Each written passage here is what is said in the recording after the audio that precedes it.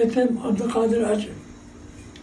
Xotan Nahiye, Bozakıza, Basri Kent'te 9. mahallede.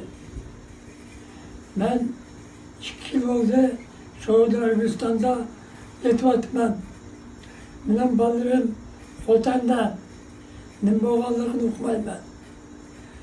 Oğlum Abdülrazak 45 yaş. Kellim Fatihul 38 yaş. Oğlum Kadiden 21 yaş. Sobine 20 yaş. Zulfiye kızım 18 yaş.